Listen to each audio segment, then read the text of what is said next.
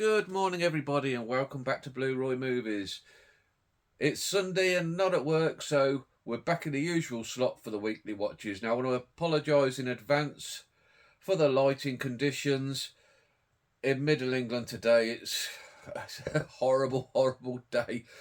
It's been raining for hours. It's forecast to rain for many more hours, and it is like night out there. So I'm afraid we're going to have to make the best we can do with the conditions, but we'll all pull through. We're British and we're used to it, aren't we? Yeah, so this week I watched 7 titles. Got me one a day in, like I try to do. So without further ado, let's crack on with this and let's show you guys what I've been viewing. Now, the first one of the week was Dolls, which was in this set. The Arrow Video Enter the Video Store or whatever it is fancy box set. Now I bought this quite a while ago and I watched the first film in it, Dungeon Master, and oh my god, it was bloody awful. One of the worst films I've ever seen in my life. So I think out of an act of petulance and a girly strop and spat me dummy out and threw the toys out the pram, I shoved it to one side and it was there ever since until the other day I picked out this and thought, okay, let's give it a go. Dolls. And you know what, it's a pleasant surprise. So after Dungeon Master, I was expecting zero and didn't get a masterpiece, don't get me wrong, but it was a good fun horror film. It's all about a group of characters who, in a storm, had to seek refuge in this house. Yeah, you've heard that plot a few times, I'm sure. And this house is owned by an elderly couple. And the woman who, you see her face on a film and it bugs you where they're from. And it was annoying me, so I had to pause it and have a look on IMDb. She was one of the creepy old ladies out of Don't Look Now. And yeah, they all come together in this house, and this couple, they make these dolls that come to life and kill people. And it was quite a blast. There's some great special effects, all practical effects, really well done, and some of the characters were really horrible. So see them get their comeuppance in really brutal ways by these little dolls was actually quite good fun. Yeah, really enjoyed it. I think this might be hard to beat in that box set now because it looks like it's varying qualities. Yeah, so it's one I'll definitely watch again, and just for that, I'll probably keep the box set in my collection. Yeah, Dolls, really good fun. If you haven't seen that one, give it a watch. Next up, I delved back into my Bette Davis collection. If you've been watching regularly, you know I've been watching her films recently. In This Our Life, and that's 4 films I've seen in this collection, and 4 absolutely wonderful films. Bette Davis, Olivia de Havilland, and it's directed by John Huston, likes of Treasure of the Sierra Madre and Maltese Falcon, Key Largo.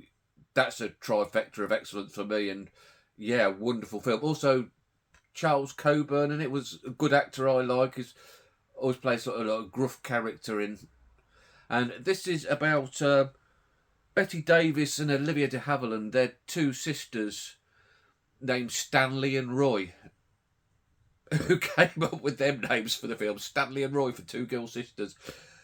And de Havilland's character, Roy, she is on the verge of getting married to this guy. I think he's like a surgeon. And Bette Davis' character, who she's a really a horrible character, like she's manipulative and controlling, and her uncle, who is Charles Coburn's character, she absolutely wraps him round her finger, getting money off him and all that. Yeah, absolutely. But the sort of character that Betty played really, really well. Anyway, de Havilland's character, excuse me, she's getting married, and on the eve of the wedding, Davis absconds with a to-be husband and leaves the wedding in tatters. in time, de Havilland gets to know the boyfriend of Davis, who she left to marry the husband. I know these films are a bit they do seem a bit complicated, some of these plots of these films, but they do feed well. So de Havilland gets together with Davis's old boyfriend and starts a life. And then when Betty Davis gets bored with the husband she married, because despite being, a well-standing bloke and he's not the most dynamic bloke in the world, she turns her eyes back to her old boyfriend. And yeah, really, really good stuff. It involves Davis getting drunk and killing this person in her car while she's drunk and blaming it on a black guy, because in them days that's what you did. Yeah, really great film, and if you get the chance to watch it, it's probably even on YouTube. A lot of these old films are. Give it a watch because it's absolutely wonderful. And then I followed that up with another Betty Davis film. God, we're on a roll with Betty, but she's brilliant. I think she's probably the three of my favourite actresses now. And one later in her career, The Nanny. And this, I think, is my favourite Hammer film. If you've got your Hammer box sets out there and you haven't stuck that one in your player, give it a watch because it's wonderful. Davis is wonderful in it as usual. This is about this little boy, and something has happened in the family that left him traumatised and in sort of like a mental hospital for a couple of years. And the boy comes out and goes back to live with his mother and father. The mother played by, oh God, her name's gone out of my head now. But she's the mum out of the television sitcom Butterflies. Yeah, oh God, it's going to annoy me now. Wendy Craig. She's the mum in Butterflies, which is a wonderful comedy when I was growing up in the 70s and 80s. And this boy is horrible to the nanny, played by Betty Davis. Absolutely vile to her. And you really start to dislike this kid because he's a little shit. But as the story goes on, you realise it might not be the boy that's at fault, but Davis's character as the nanny, and she plays another bad character in this, and once again, sparkling performance. Yeah, if you, like I say, get your Hammer collections out, stick that in the player, and you can all thank me later because it's wonderful, wonderful film. Next up, a recent film. I actually found this DVD in a charity shop for 25p, so for that price I picked it up and thought I'll give it a go, and that's Wicked Little Letters. Now, this is filmed in Littlehampton, which is sort of like Larry's neck of the woods, so he probably knows the locations in this film quite well. It stars the always brilliant Olivia Colman and Jessie Buckley, who I don't think I've seen her in anything else before, but she was really, really good in this. So if you've got any recommendations on what else I should be watching from Jessie, please let me know, because she was marvellous. This is about Coleman's character. She's been receiving these letters through the post, and these letters are absolutely vile. Things, I think, if I repeated what the letters said on YouTube, and it's only a 15, God knows how it's only a 15, I think my channel will get closed down, which I'll stop egging me on to do it, guys.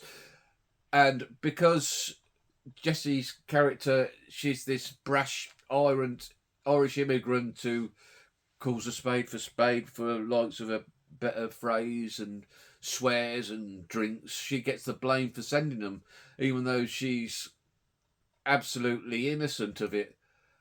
And she gets put in prison while they investigate and try and get proof to put her away. And then a twist happens midway, which I didn't see coming. Apparently, reading the comments and reviews for it, like everybody was saying how telegraphed it was, but maybe I'm thick as mince, but I didn't see it, and it quite surprised me. But I won't give away the twist because it's only a recent film. So, yeah, really one I do say, yeah, give it a watch, because I really enjoyed it. Not as funny as I thought it was going to be. People say it's split-sidedly funny, but not quite that funny, but very enjoyable, well worth a watch on an afternoon. It's an afternoon type film. Yeah, really, really good. And next up, now I did my poll last week picked the movie to watch, and you guys know I'm not a Kevin Costner fan, and I had a Kevin Costner fan, and I knew that you were going to pick it. I just knew it. And some of you said, "Oh, we're not trying to wind you up, but I think you're protesting too much." So I stuck in Dances with Wolves, uh, starring and directed by Big Kev, and yeah, I quite enjoyed it. You guys said watch the extended cut, which I don't know how long that was, but I, the only cut that was on my disc was the theatrical, which was 3 hours long. So whether that added more to it, I don't know. It was all right. It had the typical Costner film dislikes in it. It's very long and drawn out and took its time. In places, it was more like a slow dance with the wolves. But I enjoyed it. It was a good story. I always like Graham Greene. They always wheel him out, and I think he originates from Native Americans, doesn't he? They always wheel him out to play the Native American Indian in films, but he's a good actor. I really like. When did they start getting called like stuff like Graham Greene and Tom Jones? When they used to be like standing under a lamppost and stuff like that. Like I wonder how they changed from them sort of names to giving themselves, if like dig myself whole proper names. But yeah, I did quite enjoy this film actually. Whether I'd go back to it, I don't know. It might be a few years because it wasn't a masterpiece that you guys were triumphing and heralding in the comments. But don't get me wrong, I enjoyed it. It was a good story. Yeah, so thanks for that, guys. And I'll be a while before I put another Big Kev film in the options. Yeah, it was all right. And next up, I watched on 4K, and a nice looking 4K too, The Three Musketeers. Now, what a cast in this. Oliver Reed, Raquel Welch, Richard Chamberlain, Michael York, Frank Finlay, Geraldine Chaplin, Simon Ward, Faye Dunaway, Charlton Heston, one of James's favourite, Roy Kinnear, Spike Milligan. Yeah, absolutely stacked cast. And to describe how the feel of it to me, and I have seen it years before as a kid though, I would say sort of Monty Python mixed with Pirates of the Caribbean. Yeah, I think that's quite an apt description.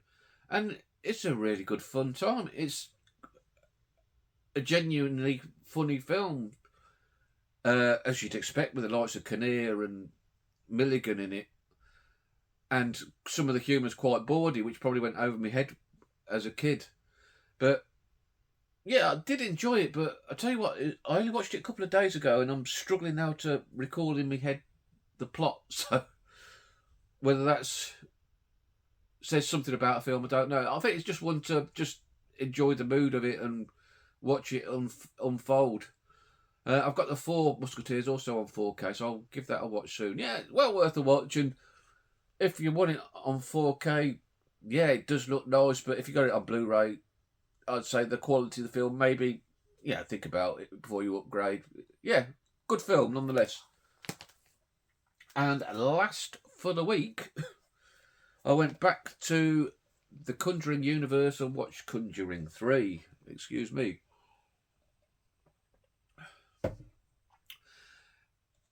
Now, this was a big downturn in the quality after the first two, I'm afraid. It's not directed by James Wan, so whether he would have made it more quality, I guess he would have done. But yeah, it's pretty boring. The two Warrens,